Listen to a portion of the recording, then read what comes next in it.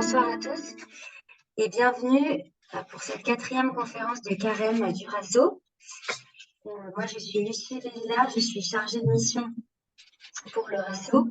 On appelle de Delphine Rousseau pour ceux qui la connaissent et qui ont l'habitude des webinaires du RASO. Donc, le RASO, c'est l'association des aînés et anciens guides et scouts d'Europe. Et la mission du RASO, c'est de vivre la fraternité scout et d'accompagner les aînés et les anciens à être fidèles à leurs promesses scout, la vivre au quotidien, mais également soutenir le rayonnement du scoutisme dans la cité et le développement du mouvement pour les nouvelles générations. Alors ce soir, grâce à l'abbé Laurent Guimond, nous serons le compagnon de votre vie spirituelle pour cette fin de carême. Et donc nous avons la chance et l'honneur d'avoir avec nous le père Laurent Guimond. Bonsoir mon père. Bonsoir, bonsoir à tous. Donc mon père, vous êtes prêtre pour le diocèse de Versailles. En ce moment, vous êtes à Lyon. Vous revenez de 6 ans de ministère au Bénin, à Parakou. Et vous êtes depuis 25 ans aumônier scout pour Louveteaux, Lourette, guide des scouts. Et ce soir, vous nous proposez d'aborder avec nous le thème de la messe que nous avons intitulé de la façon suivante: vivre le miracle de chaque messe avec la même ferveur que si nous étions au pied de la croix. Si c'est clair pour tout le monde, on peut commencer, mon père. Je vous laisse prendre la parole. Très volontiers. Très bien. Eh bien, bonsoir à tous. Donc, ce soir, aborder la question de la messe et puis surtout, non seulement comprendre ce qui se passe pendant la messe, mais essayer d'en vivre, bien sûr, à chaque fois qu'on assiste à la messe. Peut-être pour introduire, vous savez que les évangélistes, les Matthieu, Marc, Luc racontent la scène. Jésus prit du pain, prit du vin, ceci est mon corps, ceci est mon sang. Bizarrement, Saint Jean ne le raconte pas, ne raconte pas l'institution de l'Eucharistie. Par contre, lui, il faut aller voir le chapitre 6 dans l'évangile de Saint Jean. C'est ce qu'on appelle le discours du pain de vie, où là vraiment Saint Jean fait parler le Christ, qui fait tout un enseignement sur l'Eucharistie. Et c'est juste pour commencer parce que c'est ce que dit Jésus dans ce chapitre 6. Mettez-vous dans la tête des Juifs à l'époque. Un Juif, donc il y a un certain nombre de règles. Entre autres, il mange cachère, c'est-à-dire sans le sang. Et au chapitre 6, verset 53, je vous lis le passage de 53 à 56. Jésus leur dit alors: Amen, amen, je vous le dis, si vous ne mangez pas la chair. Et alors, la chair, souvent en français c'est mis la chair. Dans la Bible grecque, la Septante, le mot c'est sarx, c'est la viande. Et donc, mettez-vous dans la tête des Juifs à l'époque de Jésus: si vous ne mangez pas ma viande du Fils de l'homme, et si vous ne buvez pas son sang, vous n'avez pas la vie en vous. Vous voyez, c'est des Juifs qui entendent ça. Le sang, déjà, ils ne mangent pas dans leur aliment. Et Jésus leur balance ça de façon directe. Et Jésus continue: celui qui mange ma viande et boit mon sang a la vie éternelle, et moi, je le ressusciterai le dernier jour. En effet, ma viande est la vraie nourriture, et mon sang est la vraie boisson. Celui qui mange ma viande et boit mon sang demeure en moi, et moi, je demeure en lui. Imaginez un peu la réaction. Et juste après, du coup, les Juifs disent: mais ces paroles sont trop dures, on ne peut pas suivre. Et dans l'évangile de Saint Jean, c'est à partir de ce moment-là où vraiment on commence à basculer vers la passion, c'est-à-dire que vraiment ils ne le comprennent plus.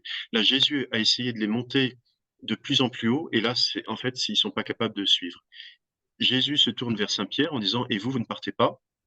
Et ce qui est très beau, c'est que vraiment sur l'Eucharistie, sur ce mystère de l'Eucharistie, que Saint Pierre dit: à qui irions-nous? Maître, tu as les paroles de la vie éternelle. Mais vous voyez, c'est étonnant, c'est de temps en temps on parle d'adaptation de la foi, de ce qu'on appelle l'inculturation. Jésus, là, il est hyper mauvais en inculturation. Vous voyez, il s'adresse à des gens qui mangent cachère, il leur dit il faut boire le sang. Également, Jésus, hyper mauvais en pédagogie. C'est-à-dire que vous voyez, si j'avais été lui, j'aurais rattrapé aussitôt les Juifs en leur disant: non, mais je vous explique, ça sera un sacrement, on prendra du pain, du vin. Et en fait, Jésus ne dit rien du tout. Il les met complètement devant le mystère de l'Eucharistie, là, et en disant: ben, vous devez rentrer dans un mystère de foi, et c'est la seule porte d'entrée. C'est important parce que, vous voyez, quand vous allez à la messe, c'est pas gênant que vous compreniez pas tout. Si comprendre en latin, ça veut dire prendre avec, faire le tour. Quand on comprend un sujet, on en a bien fait le tour, on le comprend. Si vous comprenez Dieu, a priori, c'est pas Dieu que vous servez et que vous adorez. Hein. Vous voyez, ça veut dire que vous l'avez réduit à votre petite compréhension, à votre intelligence. Justement, quand on s'adresse à Dieu, il y a quelque chose qu'on ne comprend pas, qui dépasse notre compréhension. Et donc, c'est pour introduire la chose. Quand on va parler de l'Eucharistie, on peut arriver à un certain moment et forcément, il y a quelque chose qui nous dépasse et qu'on ne comprend pas. Dans, dans certains rites, là, je prends l'exemple avec la forme extraordinaire, où vous avez toute la consécration qui est faite en silence. Et alors les gens qui n'ont pas l'habitude, ils arrivent en disant mais qu'est-ce qui se passe? Pourquoi on n'entend plus rien? Et en fait, l'une des raisons, c'est que dans la Bible, alors vous avez peut-être lu ça avec Élie, avec Moïse, quand il y a des théophanies, Dieu arrive et dans un vent violent et Dieu n'est pas encore là. Et puis ensuite, il y a une brise légère et puis dans le silence, Dieu paraît. En fait, le silence est un signe fort de la présence de Dieu. Et pour montrer justement que là, à la messe, il y a quelque chose d'incroyable qui est en train de se passer. On choisit le silence parce que, en fait, les mots humains ne suffisent pas. Et le silence permet de comprendre qu'il y a quelque chose qui nous dépasse à ce moment-là. Alors, ce côté de présence de Dieu peut être montré par différents signes. Chez les orientaux, vous avez souvent un rideau qui ferme complètement le cœur et on voit rien du tout. Alors, par contre, on entend chanter très fort, mais ça montre que finalement, tout ne peut pas être vu, tout ne peut pas être entendu, tout ne peut pas être compris. Et ça montre justement que cette incompréhension, le fait qu'on ne comprenne pas tout, montre que vraiment Dieu est présent. Donc n'ayez pas peur d'aller à la messe, de rien comprendre. C'est pas gênant parce que ça vous permet de rentrer dans le mystère. Maintenant, on va voir quand même que la liturgie est un chemin qui permet de rentrer petit à petit dans ce mystère-là. Alors, le, le titre de la conférence, c'était Vivre le miracle de la messe avec la même ferveur que si nous étions au pied de la croix. Et c'est vrai que la messe, en fait, il y a différents aspects, on va essayer d'en traiter, mais l'une des définitions de la messe, c'est de dire que c'est le sacrifice de Jésus qui est rendu présent au jour d'aujourd'hui. Et avant de me lancer, de développer sur la messe, revenir sur la notion du sacrifice. Et puis, pourquoi offrir des sacrifices à Dieu? Pourquoi, encore aujourd'hui, il faut offrir des sacrifices à Dieu? Et on s'aperçoit dans toutes les religions, dans les religions antiques, il y a une victime, des victimes, des sacrifices qui sont offerts aux dieux, à Dieu ou aux dieux, bien souvent pour attirer leur bienveillance. On sent qu'on a besoin pour que les dieux nous laissent tranquilles, il faut leur donner un truc un peu en échange. Et c'est vrai que dans toutes les civilisations, le sacrifice fait partie de la religion. C'est-à-dire le moyen de relier Dieu aux hommes, c'est de lui offrir quelque chose qui a une certaine valeur pour obtenir le pardon du Dieu, pour obtenir la bienveillance du Dieu, des choses comme ça. Et alors nous, c'est pourquoi on dit que la messe auquel on assiste aujourd'hui, c'est le sacrifice de la croix, donc le sacrifice de Jésus. C'est le pourquoi il a fallu que Jésus s'offre en sacrifice. Et alors là, c'est peut-être une petite parabole. Imaginez, donc c'est pour comprendre ce qu'est le péché, ce qu'est la gravité du péché et la nécessité d'offrir un sacrifice et la nécessité pour que ça soit Jésus qui s'offre en sacrifice à notre place. Imaginez un jour, voilà, vous avez votre petit frère devant vous et vous lui mettez une claque. Vous lui avez fait quelque chose de mal. Comment vous allez vous racheter? Vous voyez la notion du rachat, là. Vous lui faites une petite bise et puis ça y est, c'est bon. On va faire un autre jour. Vous allez donner exactement la même claque. Pas moins fort, pas plus fort. On a mis un dynamomètre pour calculer la force exacte de la claque que vous allez donner. Mais ce jour-là, en face, c'est plus votre petit frère qui est présent, c'est votre père. Alors quand on raconte ça au caté, les enfants sont effrayés à l'idée de mettre une claque à son papa. Et aussitôt, je leur pose la question aux enfants en disant, mais voyez, en fait, c'est exactement la même claque. La même claque. C'est pas plus fort, c'est pas moins fort, c'est exactement la même chose.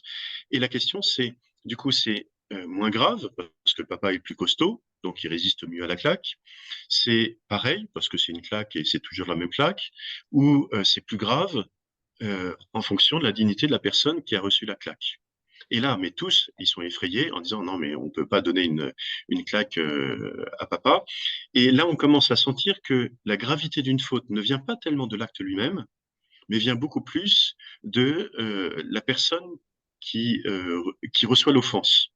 Et alors là, on pourrait extrapoler un peu la chose. Alors de temps en temps, avec les enfants, je prends le président de la République, le pape, les choses comme ça, ils sont de plus en plus effrayés à l'idée de la claque qu'ils reçoivent. Mais ça veut dire que aussi pour le rachat, avec le petit frère, une bise, ça suffisait. C'est bon, je te demande pardon, et puis ça y est, on a racheté le mal qu'on a fait. On comprend bien que le petit bisou à papa, ça va pas passer, quoi. Il faut un truc un peu plus conséquent, et certainement il y aura une punition un peu plus costaud dans la chambre. Il faudra quelque chose. Et on peut monter un peu on pourrait continuer les exemples comme ça, avec finalement qu'est-ce qu'un péché? Un péché, c'est une claque qui est mise à Dieu. C'est le et la difficulté, c'est là encore, c'est des analogies, hein, mais le petit frère, on va lui mettre une dignité de 5, le père, on lui met 10, le pape, on lui met 50, Dieu, on lui met combien? Les enfants, ils trouvent tout de suite, on lui met l'infini. Qu'est-ce que vous pouvez, du coup, comment vous allez vous racheter? Le petit frère, c'est la bise, le papa, c'est une punition un peu sérieuse, et finalement Dieu qui est à l'infini, qu'est-ce que vous allez lui offrir pour vous racheter? Et là, les premières réponses, souvent, c'est ben, on va prier. Oui, mais votre prière, elles sont limitées. L'offense que vous avez fait, même le plus petit péché qu'on a fait, a une gravité infinie parce que celui qui est offensé a une dignité infinie. On va lui offrir notre vie. Oui, mais vous êtes une créature limitée, et donc, en tous les cas, ça ne suffit pas pour l'infini. Il va falloir trouver une chose sur la terre qui a une valeur infinie, et c'est cette chose-là qui permettra d'obtenir le pardon. Il faut que ça soit vraiment une chose qui nous corresponde, qui soit vraiment sur la terre et qui ait une valeur infinie. Alors, ça permet de parler là des sacrifices de l'Ancien Testament, c'est-à-dire que les Hébreux, ils comprennent bien que pour se racheter, pour demander pardon, il faut offrir quelque chose à Dieu. Et là, ils vont faire semblant d'offrir quelque chose. Ils prennent un taureau, une vache qui coupe en deux, des moutons, des colons, des choses comme ça. Et c'est tous les sacrifices de l'Ancien Testament, avec des sacrifices de communion, des sacrifices de propitiation, des sacrifices d'holocauste. En fait, c'est vraiment toujours cette idée. On sent bien que la chose la plus sacrée qu'on a sur la terre, c'est la vie. La vie, elle est signifiée par le sang. Et donc, les sacrifices qu'on a envers Dieu, si jamais on pouvait, on s'offrirait nous-mêmes, on offrirait notre vie, mais on peut pas, justement, on doit respecter aussi notre vie.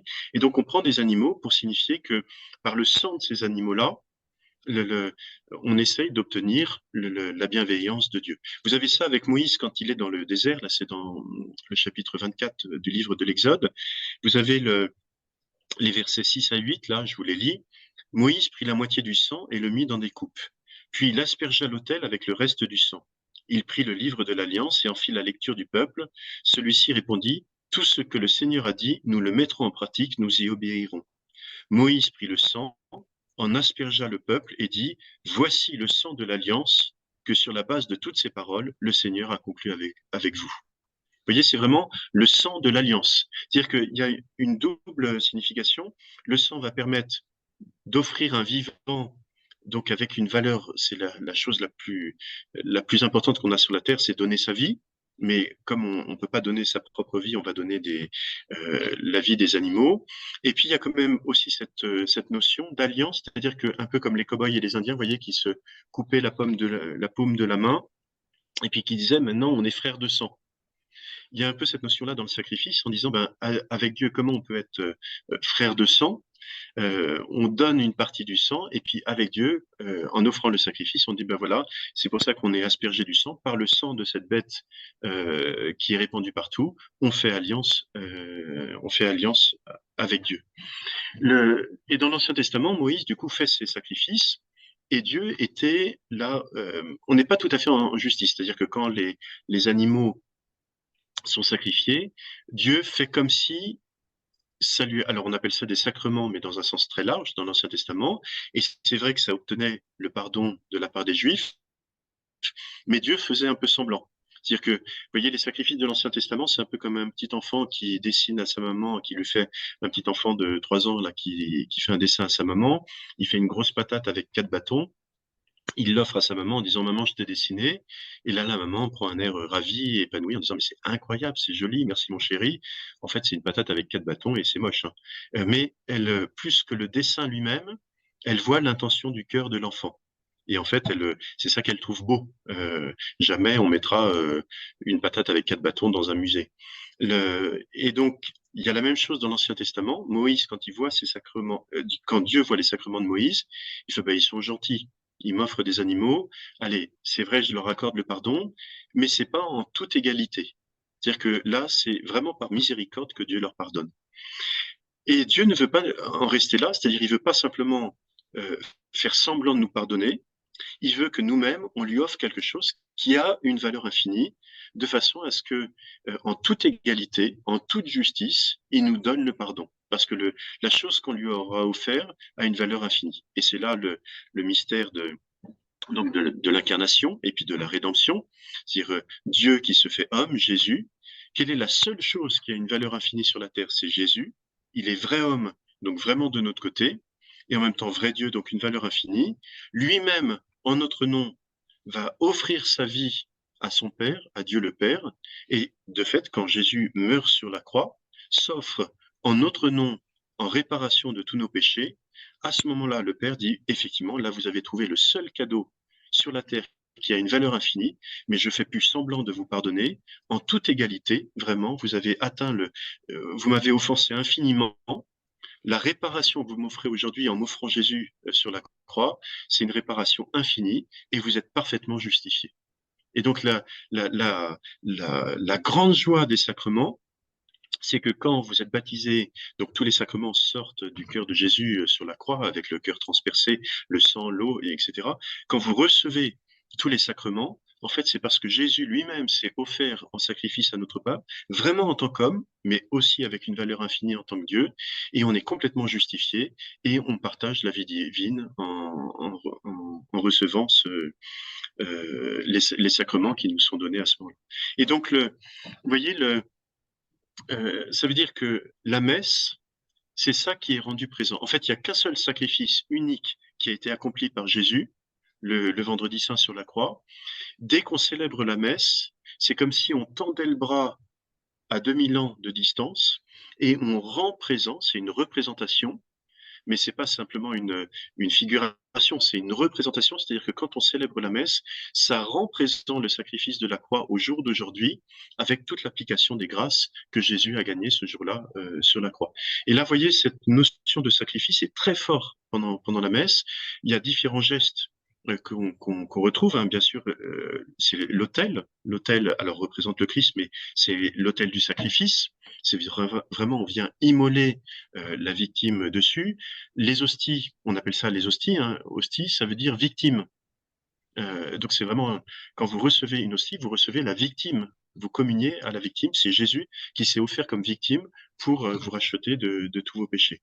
Et puis on voit, il y a un geste qui est très beau et qui vient probablement d'il y a 3000 ans. C'est avant la consécration, le prêtre tend les mains et les pose au-dessus du pain et du vin qui vont devenir le corps et le sang de Jésus. Eh bien ça, c'est ce prêtre-là, ce geste-là était fait par le grand prêtre au temple à l'époque du roi David et du roi Salomon, et on apportait un bouc sur lequel le prêtre mettait tous les péchés du peuple, et puis ensuite le bouc était envoyé en émissaire dans le désert, là il était mangé par les bêtes sauvages, il payait à la place de tout le monde, d'où l'expression du bouc émissaire. Eh bien nous, on a laissé le vieux bouc de côté, on a pris l'agneau de Dieu. C'est exactement ce même geste que le prêtre fait aujourd'hui à la messe en mettant tous les péchés des hommes, toutes nos misères, toutes nos petitesses, il les dépose sur l'hostie qui va devenir le corps et le sang de Jésus, et le sacrifice de la croix va être renouvelé pendant la messe, et de nouveau, finalement, on offre ce sacrifice à Dieu qui nous dit, mais c'est tellement magnifique ce que vous m'offrez, c'est en toute justice, vous avez le pardon de vos péchés, il suffit d'aller vous confesser, vous recevrez vraiment la vie divine en recevant la communion, on retrouve vraiment cette union avec Dieu. Donc voilà, premier point. Voilà, j'espère que c'est pas trop confus. Et en tous les cas, le premier point sur la notion de rachat, de réparation, de sacrifice, et pourquoi la messe est un sacrifice. Et puis alors, l'essentiel de la messe, la partie centrale de la messe, c'est la consécration. Et là, alors quand on s'adresse à des petits enfants qui préparent leur première communion, on leur dit rapidement, c'est le pain qui devient le corps de Jésus. C'est le vin qui devient le sang de Jésus. En rigueur de terme, là on va essayer de monter un peu plus haut ce soir, c'est pas tout à fait vrai. C'est-à-dire que, en fait, ce qui se passe à ce moment-là, c'est ce qu'on appelle la transsubstantiation. Trans, ça veut dire changer, hein. Traverser, vous changez de versant. Transformer, vous changez de forme. Transsubstantiation, ça va être un changement de substance. C'est-à-dire que nous, ce qu'on connaît le plus, c'est la transformation. Je prends un morceau de pain, je le mets dans le four, je laisse le four à fond, et à un moment, il va changer de forme, il va devenir du charbon, c'est une transformation. La transsubstantiation, il va non pas y avoir un changement de forme, mais un changement de substance. Alors, qu'est-ce que la substance? La substance, c'est l'être profond d'une chose. C'est-à-dire que, vous voyez, vous êtes un être substantiel, vous avez un corps, vous avez des relations, on dira qu'avec Aristote, il y a 10 manières d'être, en tous les cas, et tout ça, ça peut éventuellement changer. Vous voyez, à une époque, vous étiez un petit bébé, et on disait que c'était vous. Dans 50 ans, vous serez un vieillard et on dira que c'est vous. Il y a quelque chose en vous qui fait que c'est toujours vous, alors que la quantité, éventuellement, peut changer. Vous voyez, tout à l'heure, vous sortez, je ne vous le souhaite pas, mais il y a un camion qui vous renverse, on vous coupe les 2 bras, les 2 jambes. Vous avez sacrément diminué en quantité et pourtant, c'est toujours vous. Vous voyez, c'est ce qu'on appelle la substance. Et dans toutes les choses, c'est-à-dire que le pain, par exemple, quelle que soit la grosseur du morceau de pain, il y a quelque chose dans le pain qui fait que c'est du pain, c'est ce qu'on appelle la substance. Et donc, le miracle eucharistique, c'est pas une transformation, c'est-à-dire qu'il n'y a pas un morceau de pain qui devient la chair de Jésus, parce que sinon on devrait avoir un morceau de viande à la fin de la consécration, ou 2 petits bras qui sont sortis, 2 petites jambes qui sont sorties, et puis plein de petits Jésus qui se baladent dans les hosties. Ça serait une transformation. C'est une transsubstantiation, c'est-à-dire que la forme va rester la même, ça va avoir l'aspect du pain, le goût du pain. Par contre, l'être profond va changer. C'est-à-dire que ça sera plus dans l'être profond la substance du pain, mais ça sera l'être profond de la chair. Et donc, en rigueur de terme, il faudrait dire, c'est pas le pain qui devient le corps, c'est la substance du pain qui devient la substance du corps. Et alors, le prêtre prend le morceau de pain, qui a l'aspect du pain, le goût du pain, la substance du pain. Il va prendre l'hostie, il va s'approcher en disant, ceci est mon corps. Et à ce moment-là, par la force de ses paroles, c'est là où il y a le miracle eucharistique, par la force de sa parole, la substance du pain, alors que la forme, donc le goût du pain, l'aspect du pain reste, la substance est changée, ça aura toujours le goût du pain, l'aspect du pain, mais la substance, l'être profond de cette chose-là, devient la chair du Christ. Et donc là, dans l'hostie, vous avez la substance de la chair du Christ. Et c'est pour ça que on comprend bien avec la notion de substance que quand vous avez le pape qui fait une grand-messe avec une hostie comme ça, l'évêque qui fait une hostie comme ça, ou les grands-messes, et puis le fidèle qui communie, ou de temps en temps on n'a pas assez d'hostie, alors on casse l'hostie et puis on donne une petite parcelle, quelle que soit la grandeur de l'hostie, vous avez le Christ tout entier puisqu'il s'agit de la substance. Vous voyez, c'est pas de la matière, c'est l'être substantiel qui est là. Et donc, dans la moindre parcelle, dans la moindre petite miette, vous avez Jésus qui est tout autant. Et c'est pour ça qu'assez souvent, on fait attention aux petites miettes là sur le corporal. Le corporal, c'est ce tissu qui est sous le calice où on met les hosties. Justement, on fait attention. La moindre des petites miettes qu'on voit, il y a vraiment le Christ présent là. Et alors, le miracle n'est pas tout à fait terminé, dans le sens où par les paroles, par la force des paroles, il y a eu la substance de la chair du Christ qui est là, mais comme le Christ est vivant, parce que effectivement, la messe, je vous ai dit que c'était on rendait présent le sacrifice de la croix, c'est pas entièrement juste. C'est-à-dire qu'en fait, la messe, il faut prendre le dimanche des Rameaux, le jeudi saint, l'institution, le vendredi saint, la mort de Jésus sur la croix, le dimanche de Pâques, la résurrection, le jeudi saint, l'ascension.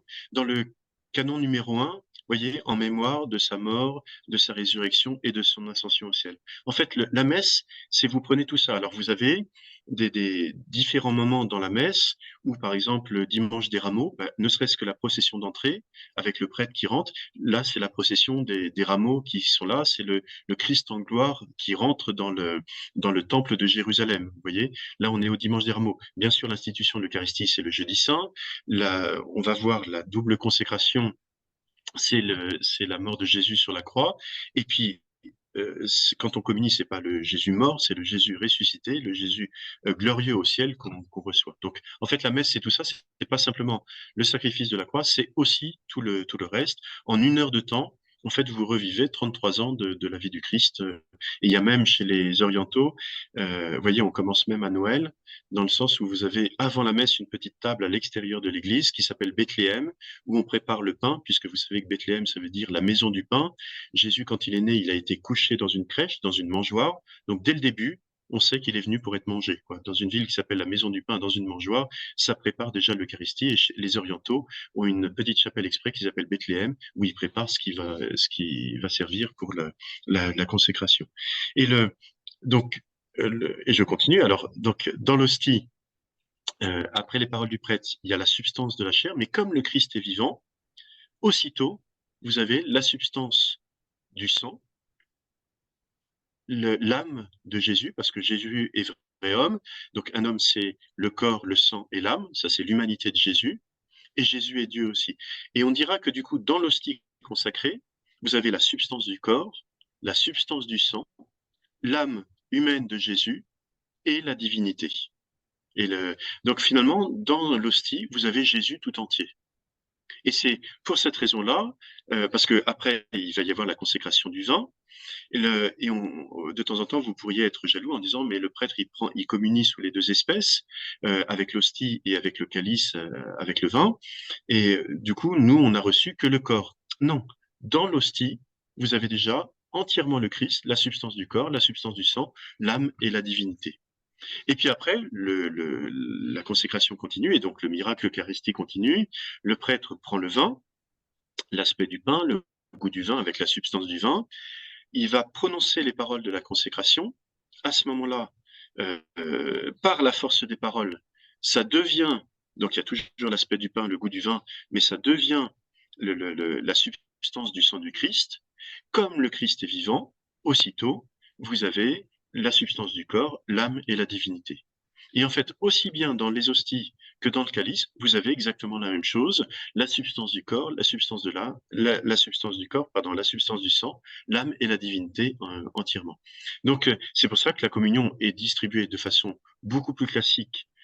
Sous la forme d'hostie, c'est plus facile à distribuer. De temps en temps, pour des messes de mariage, pour des choses solennelles, on peut donner la communion sous les deux espèces. Et puis, il y a des gens qui sont parfois allergiques au gluten. On leur donne juste la communion au calice et en fait, ils reçoivent tout autant que les autres. La question qu'on peut se poser à ce moment-là, c'est, mais dans ces cas-là, pourquoi la double consécration? C'est-à-dire que Jésus aurait pu s'arrêter à juste la consécration du pain et on aurait déjà eu Jésus entièrement. Pourquoi il faut faire la deuxième consécration du vin? Alors, première argument, c'est parce que Jésus l'a dit, donc on fait comme Jésus a dit. Et tout à l'heure, hein, rappelez-vous, je vous ai lu la phrase de Moïse, voici le sang de l'alliance. Ça, c'est la phrase de Moïse dans le livre de l'Exode. C'est exactement cette phrase-là que Jésus va prendre le jeudi saint. Il va la transformer un peu en disant, voici le sang de l'alliance nouvelle et éternelle. C'est-à-dire qu'avant tous les sacrifices, c'était en préfiguration de ce que Jésus va faire le vendredi saint en mourant sur la croix, où là, c'est vraiment, c'est plus une figure, c'est plus du sang d'animal, ça devient vraiment le Christ qui est présent.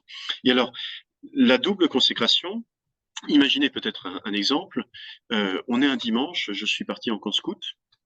On est vraiment dans la forêt perdue, voilà. Et vous savez que le dimanche, normalement, il y a vraiment, c'est pour mon histoire hein, que je raconte ça, mais il y a l'obligation de toute manière d'aller à la messe le dimanche. je me retrouve avec la troupe scout dans les bois. Et là, donc on a commencé la messe, arrive le moment de la consécration, je prends l'hostie, ceci est mon corps. Je fais éventuellement l'élévation, tous les scouts là adorent vraiment Jésus qui est présent.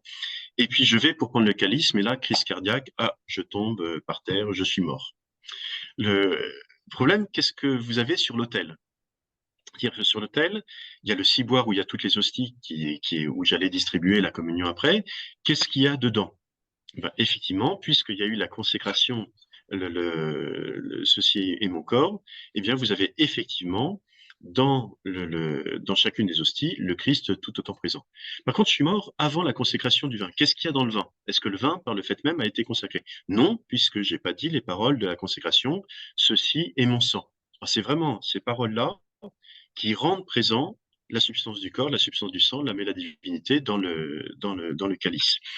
Et donc là, effectivement, vous me prenez, vous me mettez un peu dans un trou en disant on reviendra le chercher plus tard pour lui faire un bel enterrement. Qu'est-ce que vous faites des hosties? Vous communiez de façon à pas les laisser dans la nature comme ça. Éventuellement, vous pouvez boire le vin, mais ce sera juste du vin, c'est pas la consécration. Le problème, c'est qu'il faut vite rentrer parce qu'en fait, vous n'avez pas assisté à la messe. Vous avez assisté à une consécration, mais il n'y a pas eu la double consécration. Or, pourquoi la double consécration est importante? La messe est un sacrement. Un sacrement, hein, c'est un signe visible qui produit ou augmente en nous la grâce, mais c'est surtout en faisant ce signe visible, c'est là où on a cette réalité du sacrifice du Christ qui est rendu présent. C'est-à-dire que le pain est plus le signe du corps, alors que dedans, vous avez le corps, le sang, l'âme et la divinité. Le vin est plus le signe du sang, mais dedans, vous avez pourtant le corps, le sang, l'âme et la divinité. Et donc, en faisant la double consécration, en séparant d'un côté le corps au niveau de la signification, alors que la réalité sera la même, en séparant d'un côté le corps, de l'autre côté le sang, on rend présent le sacrifice de Jésus sur la croix. C'est-à-dire que une expérience, vous mettez d'un côté de la pièce votre corps, de l'autre côté votre sang, a priori, vous êtes plus très vivant. Donc cette double consécration, en fait, réalise vraiment le sacrifice de la croix. Et c'est pour ça qu'on ne peut pas faire que l'un en disant ça ira plus rapidement et puis ça suffit, puisque dedans il y a le corps, le sang, l'âme et la divinité. En fait, il faut les deux. C'est vraiment ça qui rend présent le sacrifice de Jésus sur la croix. Cette double consécration. Et là, on est vraiment à la messe. Le sacrifice vient de s'accomplir de nouveau et on va l'offrir à Dieu le Père. Voilà sur ce on a une question, oui. On a une question qui est exactement à ce propos. Pourquoi le pain et le vin et pas d'autres aliments? Oui. Alors, la réponse la plus facile, la plus théologique, la plus absolue, parce que Jésus a fait ça. C'est-à-dire que l'argument d'autorité, c'est Jésus a fait ça. Vous savez que autant les bénédictions, ce qu'on appelle les sacramentaux, de bénir avec de l'eau, de bénir le sel, des choses comme ça. Ça, c'est l'Église qui a inventé au fur et à mesure des siècles, qui a attaché. Alors, ça vient du pouvoir des clés. Hein. Jésus dira à Saint Pierre, tout ce que tu liras sur la terre sera lié dans les cieux, etc. Donc, il y a des choses que l'Église a inventées au fur et à mesure du temps, où il y a des bénédictions. Ça, c'est les sacramentaux. Et il y en a plein. Voilà. Les sacrements, c'est institué par Jésus. C'est-à-dire que c'est vraiment, on n'a aucune liberté dessus. C'est Jésus qui nous a dit, vous prenez tel élément, vous dites telle parole, et ça sera efficace, ça fonctionnera. Quand on fait des sacramentaux, ça dépend beaucoup de notre piété. Est-ce qu'on y croit, est-ce qu'on n'y croit pas, est-ce qu'on est dans les conditions pour recevoir? Ça marche ou ça marche pas. Un sacrement, si on prend ce que Jésus a dit de prendre et les paroles que Jésus a dit de dire, on est sûr à 100% que ça marche. Vous voyez, même un prêtre qui n'aurait pas la foi, qui dit non mais moi j'y crois pas, et qui prononce les paroles de la consécration en disant ceci est mon corps, ceci est mon sang. Et si vous connaissez un peu là il y a l'exposition là de tous les miracles eucharistiques qui circulent un peu partout. Et on voit bien que bon nombre de fois c'est des prêtres qui ont douté en disant non mais ça marche pas le truc, c'est pas une parole qui va changer le voilà. Et à ce moment-là, l'hostie s'est transformée en morceau de chair où dans le calice il y a eu des caillots de sang qui ont apparu. En fait, c'est des miracles qui attestent effectivement que ça marche. Mais alors, premier argument d'autorité, c'est le Christ a dit, un sacrement, l'Église n'a aucune liberté là-dessus. C'est le Christ a dit et on fait comme le Christ a dit. Et c'est vrai que on pourrait dire, mais on pourrait inculturer. C'est-à-dire qu'en Allemagne, on prendrait de la choucroute et de la bière. Au Japon, on prendrait du saké et des galettes de riz, en fonction de ce qui correspond. En fait, ça montre aussi un jour, Dieu est venu dans l'histoire des hommes, dans un peuple, dans un lieu, dans une culture. Et en fait, on n'en a pas la liberté parce que Dieu s'est incarné. C'est pas simplement un symbole, c'est pas simplement une manière d'être et quelque chose de symbolique qu'on veut transmettre. C'est la réalité de ce que Jésus a fait, de ce que Dieu a fait parmi les hommes, et ça passe par quelque chose de très concret. Voilà pour cette question-là. D'autres questions? Il y a une autre question, mais qu'on gardera pour la fin, je pense. D'accord, ça marche. Donc là, c'était vraiment la notion du sacrifice. Maintenant, j'apporte une autre dimension. Alors, déjà là, vous voyez, réaliser que à la messe, et puis si je termine par là, vous le savez, à l'offertoire, il y a le prêtre qui rajoute juste une petite goutte d'eau dans le calice. Et vous savez que la goutte d'eau, c'est notre participation à nous. C'est-à-dire que le sacrifice essentiel, c'est le Christ, c'est lui qui nous a sauvés, mais il veut pas nous sauver sans nous et il nous demande de participer à ce sacrifice et c'est la petite goutte d'eau. Eh bien, quand vous assistez à la messe, quand au moment de l'offertoire, quand le prêtre verse la petite goutte d'eau dans le calice, apportez tous vos efforts, tous vos sacrifices, toutes vos prières. En fait, vous participez à ce moment-là au sacrifice du Christ par ce biais-là. Il y a une autre partie de la messe qui est aussi importante, en fait il ne faut pas les séparer, hein, c'est la notion de la communion. C'est-à-dire que c'est un sacrifice pour demander pardon pour les péchés, mais c'est aussi un sacrifice de communion. Et je vous disais un peu au début, là, les cow-boys et les Indiens qui se coupent la paume de la main pour devenir frères de sang. Il y a vraiment cette notion-là. Vous voyez, il y a une phrase qui est on ne le perçoit pas trop. Je ne sais pas si vous vous êtes déjà posé la question, pourquoi le prêtre à la messe salue plusieurs fois pendant la messe en disant Dominus vobiscum, et cum spiritu tuo. Le Seigneur soit avec vous et avec votre esprit.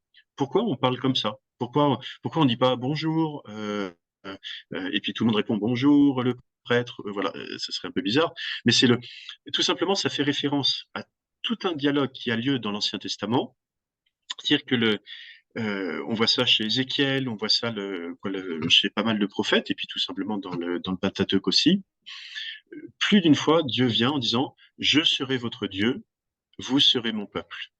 Et quand on célèbre la messe, le prêtre personnifie le Christ, bien sûr, mais on rentre aussi dans ce dialogue d'alliance. C'est-à-dire que Dominus vobiscum, le Seigneur soit avec vous, je serai votre Dieu. Et la réponse qui est un peu étonnante, qu'est-ce qu'elle veut dire? Et avec votre esprit, ben effectivement. Et nous serons votre peuple. On veut vraiment rentrer en communion avec vous. Vous voyez, c'est simple phrase. Si vous pensez à ce que vous dites quand vous répondez et avec votre esprit à la messe, c'est pas simplement une phrase bateau de salutation parce que c'est des cathos qui se saluent comme ça. C'est vous rentrez dans ce dialogue d'alliance avec Dieu. Et alors, on voit ça c'est tout, là, ça serait un peu long, mais en tous les cas, dans l'Ancien Testament, tout ce dialogue d'alliance, Dieu veut faire alliance avec les hommes et veut rentrer en communion avec eux. Et c'est là où finalement la communion qu'on a pendant la messe est quelque chose d'essentiel finalement pour vivre la messe. Or, on n'est pas obligé de communier à chacune des messes. On peut vraiment s'associer au sacrifice de la croix. On peut s'associer à la communion, mais si on n'est pas disposé, si ça fait longtemps qu'on ne s'est pas confessé, si on est dans une situation de vie qui ne permet pas de communier, le concubinage ou des choses comme ça, rien n'empêche de venir avec les autres communier, de croiser les bras sur la poitrine. Et puis, généralement, le prêtre fait une bénédiction sur le front. Mais, vous voyez, pour communier sacramentellement, pour recevoir l'hostie, il faut quand même être baptisé, être en état de grâce, comme on dit, pour pouvoir recevoir correctement la communion. Mais si jamais on n'est pas baptisé, si jamais on n'est pas en état de grâce, si jamais on n'a pas les dispositions voulues, si jamais pendant la messe on a pensé à tout et n'importe quoi et vraiment on dit là je peux pas aller communier aujourd'hui, n'empêche qu'on peut faire une communion spirituelle, donc pas sacramentelle, c'est pas en recevant l'hostie, mais spirituelle, où je me mets dans un état en disant mon Dieu voilà, je peux pas vous recevoir matériellement, sacramentellement dans l'hostie. Par contre, donnez-moi autant de grâce. Moi, je veux m'unir au sacrifice de la croix. Je veux rentrer en communion avec vous, je veux faire un avec vous, et finalement, on peut parfois recevoir des grâces d'union avec Dieu en participant à la messe de cette manière-là, alors qu'on n'aura pas reçu l'hostie directement. Et on voit alors comment préparer un peu cette communion avec Dieu. Vous savez que avant la messe, l'Église demande normalement de ne rien avoir mangé 1 heure avant la communion. A priori, les messes le dimanche, ça dure 1 heure et demie. Si vous n'avez pas pris un sandwich pendant la messe, a priori, c'est bon pour aller communier. Mais c'est cette idée, en semaine, c'est comme les messes sont d'1 demi-heure, généralement, là, il faut faire plus attention. Mais pourquoi avoir mis cette règle-là? En fait, c'est au moins 1 demi-heure avant la communion que vous soyez capable de vous dire, est-ce que j'ai faim de Dieu? Est-ce que j'ai faim de rentrer dans cette alliance avec Dieu? Est-ce que je veux vraiment rentrer en union profonde et de cœur avec Dieu?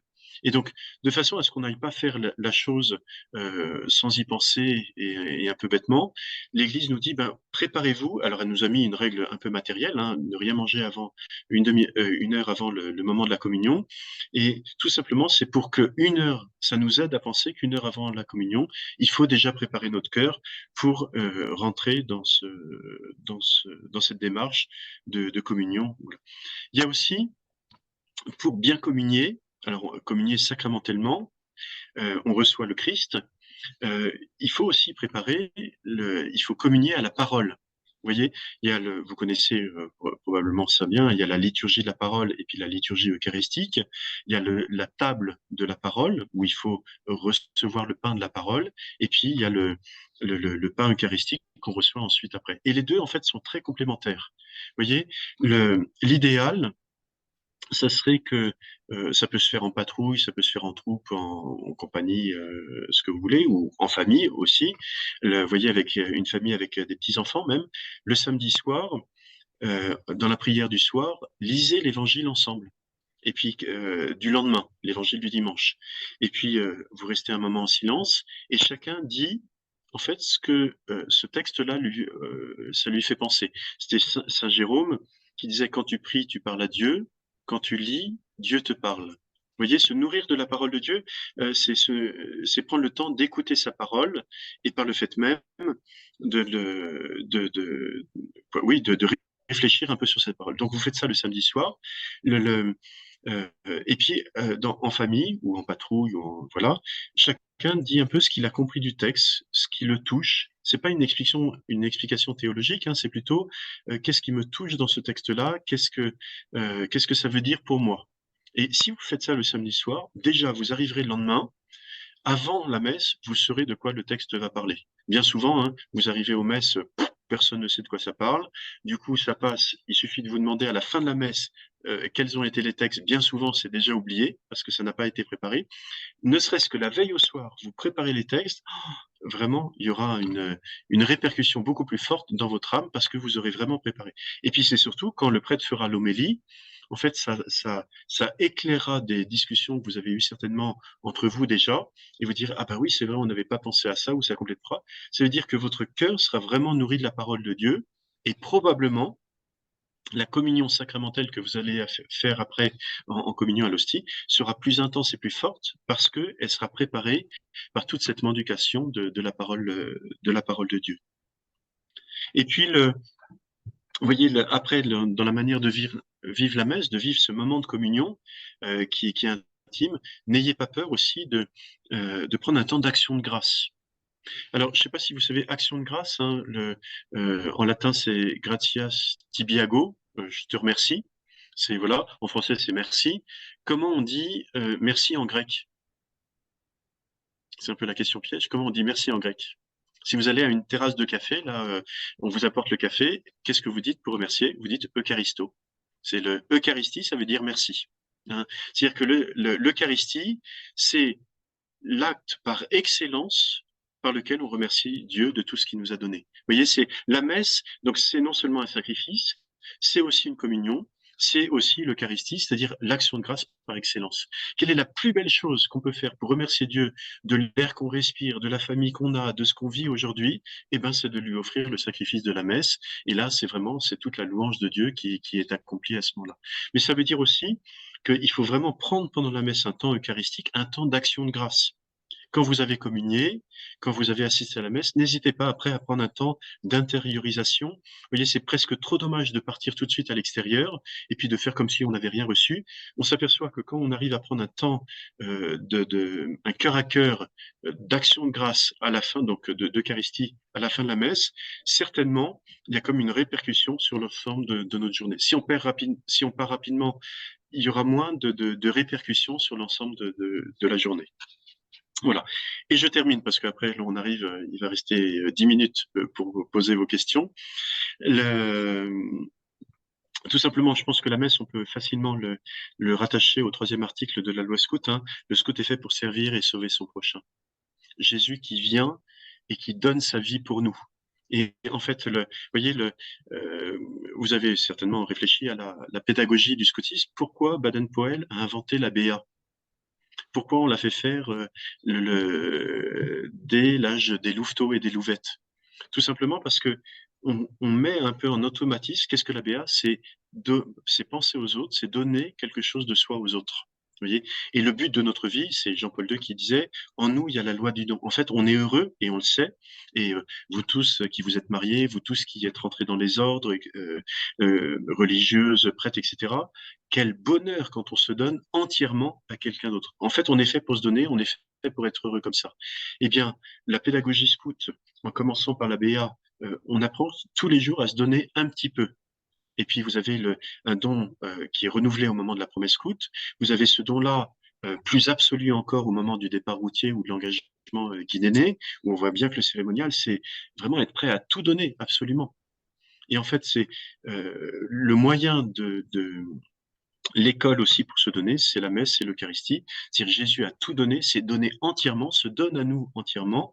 Vous voyez, nous, c'est ce qu'on est en train de vivre dans cette semaine de la Passion, réalisons combien Dieu nous aime, qu'il a tout donné pour nous. Oh, mais quand je me sens aimé comme ça, j'ai envie de répondre à l'amour par l'amour et de me donner aussi. Et ça, c'est en fait toute la pédagogie du scotisme est fait pour ça, pour apprendre à nous donner, à faire de notre vie quelque chose de grand, aimer tout simplement en se donnant entièrement. Je m'arrête là. Avez-vous quelques questions? Merci mon père, c'est passionnant. Alors, on a plusieurs questions. La première, merci pour ces explications lumineuses, mais face à une telle grandeur, comment oser seulement communier? Avec le temps, on ne se rend plus compte qu'on communie en pensant parfois à autre chose. Comment pardonner cela? Et j'ajoute du coup une interprétation personnelle à cette question. Je me permets, vous avez parlé des situations où on renonce à communier parce qu'on n'est pas en état de grâce ou parce que Mhm. pour une raison ou une autre, mais finalement, est-ce que entre celui qui a fait un péché grave et celui qui a fait un petit péché, puisqu'on parle d'une claque à Dieu, Mhm. que finalement, c'est pas une question de graduation et est-ce qu'on ne devrait pas peut-être se restreindre davantage dans la communion? Oui. Voilà, comment pardonner, comment se pardonner le fait qu'on communie parfois en pensant Alors, le, ah, je sais pas, est-ce que ça à passe? autre chose. Oui, d'accord. Alors, peut-être un peu, là, on touche à un problème spirituel, mais qui est important. En fait, il faut pas confondre la sainteté et la perfection. Si vous cherchez à être parfait, vous allez désespérer. Et puis surtout, quand on cherche la perfection, vous voyez, on a tendance à se regarder soi-même, à voir nos progrès. C'est l'histoire du jeune homme riche qui vient voir Jésus. Maître, que faut-il faire pour être parfait? Et Jésus lui dit, observe les commandements. Le jeune homme y répond aussitôt parce qu'il s'introspecte en permanence. Ça, je l'observe depuis ma naissance. Et puis Jésus lui dit, bah, si vraiment tu veux être parfait, vends tous tes biens, suis-moi. C'est-à-dire, sous-entendu, arrête de te regarder, regarde-moi. Et là, il est incapable et il repart dans son coin.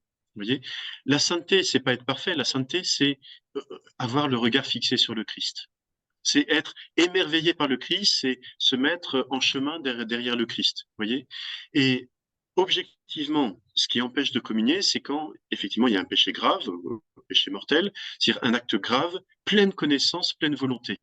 Alors c'est vrai que vous avez raison, Lucie, là, en disant que du côté de Dieu, c'est une faute infinie, mais de notre côté, c'est pas tout à fait le même motif.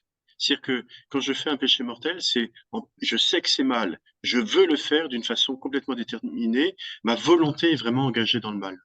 Alors que bien souvent, ce qu'on appelle les péchés véniels, les péchés légers, je suis simplement minable. Je suis simplement un gros lourd qui a du mal à progresser dans la vie spirituelle. C'est pas que j'aime pas Dieu, c'est que je suis attiré par les choses de la terre et que j'ai du mal finalement à choisir que Dieu. Et comme je vais pas contre Dieu, c'est pas un choix contre Dieu, alors que le péché mortel est un choix contre Dieu. C'est pas un choix contre Dieu. Eh bien, je reste quand même en union avec Dieu. Et dans un sens très large, je suis saint. Le saint, il y a le saint canonisé, mais le saint, c'est celui qui vit la vie même de Dieu. Vous voyez, donc c'est celui qui a ce cœur à cœur avec Dieu. Si on est en état de grâce, même si on est des gros minables, même si on retombe en permanence dans des péchés, voilà, et au contraire, il faut aller communier. Alors, il faut pas systématiquement, c'est devenu de temps en temps un peu l'habitude, tout le monde va communier dans un même mouvement. Il faudrait retrouver peut-être un peu cette habitude, cette liberté, à certains moments de dire vraiment aujourd'hui j'ai pensé à tout et à rien pendant la messe. Là, peut-être que c'est pas le moment. Il faut mieux que je me prépare d'une manière. Mais en règle générale, vous voyez, le Padre Pio disait, si on n'a pas la certitude, si on a un peu des scrupules, si on se pose la question, est-ce que il faut aller communier en fonction de l'état de notre âme, le Padre Pio disait, Saint Padre Pio disait, si on n'a pas la certitude d'avoir fait un péché mortel, il faut aller communier. Dans le doute, il faut aller communier. Vous voyez, parce que c'est vraiment cette nourriture aussi qui va nous renforcer. Autant il faut être dans les dispositions. Et vous voyez, si Jésus avait voulu être inatteignable, je sais pas, je raconte n'importe quoi, il aurait fait une hostie en pierre. Et là, pour arriver à manger un morceau de pierre, il nous aurait fallu du temps, quoi, le dissoudre, voilà. Il a voulu être comme du pain, qui est friable, qui est vraiment, qui peut se mettre en miettes. Il a voulu être fragile pour être proche de nous. Et donc, au contraire, bien sûr que en soi, on n'est jamais assez digne d'aller communier, mais c'est justement parce que Jésus veut et il nous sait indigne, qu'il veut faire la communion avec nous, qu'il veut être un avec nous, qu'il faut aller communier. Merci. Il y a peut-être une notion, mais non, je vais répondre aux questions. Sinon, il y avait la notion, mais que j'ai pas traité, j'ai oublié, le fait que quand on communie, il faut être en communion avec le Christ. Donc ça, c'est l'état de grâce, mais aussi en communion avec l'Église. Et il y a une vraie raison de communier. C'est pour ça qu'on peut pas forcément communier dans les autres confessions chrétiennes. Il faut être en communion avec l'Église, voilà. Et puis, c'était surtout, quand on communie, il se passe un peu la chose inverse que ce qui se passe quand on mange un morceau de pain. Quand je mange un morceau de pain, ça devient mon corps. C'est petit à petit, voilà, ça nourrit mon corps, ça devient mon corps. Quand je communie, je deviens le corps du Christ. L'expression n'est pas très belle, mais c'est comme si un peu j'étais digéré dans l'ensemble. L'Église, c'est le corps mystique du Christ. Et donc, quand on communie ensemble, tous ensemble, parce qu'on a communié ensemble, on forme le corps mystique du Christ, on forme l'Église. Et donc, l'expression n'est pas belle, mais c'est comme si un peu nous étions digérés et que on forme ensemble le corps du Christ. Voilà, mais peut-être encore une question. On va prendre une dernière question. S'il y en a encore d'autres, n'hésitez pas à les poser. J'envoie une autre dans le chat. Si la communion spirituelle donne déjà toutes les grâces, pourquoi se rendre physiquement à la messe plutôt que de la suivre à distance? Oui, alors c'est tout. En fait, on n'est pas des anges. C'est-à-dire que bien évidemment, le jour où vous êtes malade dans votre lit, faites une communion spirituelle, en soi, bien sûr. Sauf que justement, Jésus a voulu passer par des gestes, par des paroles, et tout simplement, on est humain. C'est-à-dire que vous voyez, en soi, vous pouvez prier complètement en restant debout, complètement rigide pendant toute la messe. Si pendant la messe, voyez-vous, et il y aurait une vraie raison, parce que pourquoi on se tient debout à l'évangile? Normalement, dans toutes les cultures, il faut s'asseoir quand on écoute quelque chose d'important. Pourquoi les chrétiens ont choisi de se mettre debout? Parce que la racine du mot se mettre debout et ressusciter, c'est la même chose. En fait, quand on écoute la parole de Dieu, ça nous ressuscite, ça nous met debout. Donc, il y aurait une vraie raison de rester debout pendant toute la messe. On est des ressuscités. On est fait pour la résurrection à la fin des temps. Mais le fait de se mettre à genoux un moment, de s'asseoir un moment, etc., en fait, notre corps, en faisant les choses avec notre corps, ça amène à faire la chose dans notre âme et dans notre cœur aussi. En fait, vous voyez, quand vous êtes ami avec quelqu'un, vous lui tendez la main. Si vous gardez les bras croisés, il y a quelque chose qui n'est pas bon. Eh bien, pareil, oui, vous pouvez faire des communions spirituelles chez vous, mais assister à une messe où ensemble, une communauté est en train de prier, en train de chanter, où ensemble, il y a l'adoration, où il y a l'encens, où il y a tout ça, eh bien, effectivement, par tout ce côté sensible, la grâce passe aussi dans votre âme. On a une question qui est liée d'ailleurs à ça, c'est une question sur la liturgie. Et peut-être que ça pourrait être l'objet d'un autre webinaire, mais c'est d'où provient la liturgie, qui l'a, entre guillemets, créée. Oh là, alors oui, effectivement, je dégage la question. Alors, qui l'a créé? C'est quand même facile, c'est Dieu. La première liturgie, vous allez voir justement dans le livre de l'Exode, etc., c'est Dieu qui va dire, pour la tente de la rencontre avec Moïse, vous allez me faire des rideaux de telle longueur, vous allez le chandelier, les choses comme ça. En fait, c'est Dieu, la première liturgie chez les Juifs, c'est Dieu qui la met en place. Après, répondre ensuite à la suite avec toutes les liturgies d'aujourd'hui, ça serait beaucoup plus. Mais ça serait un super sujet. Ça serait un super sujet. Mon père, je vous remercie encore de votre Je vous en disponibilité, prie. de tout ce que vous nous avez. Et puis, à bientôt, peut-être pour une autre conférence. Pourquoi pas sur la liturgie. Et merci à tous pour votre présence ce soir. Et très bonne semaine sainte. Très bonne semaine sainte. Où là, on va vivre le mystère Merci. de la croix et du sacrifice. Très bien. D'autant mieux grâce à votre enseignement ce soir. Merci beaucoup, mon père. Au revoir à tous, à bientôt. Au revoir. Bonne soirée.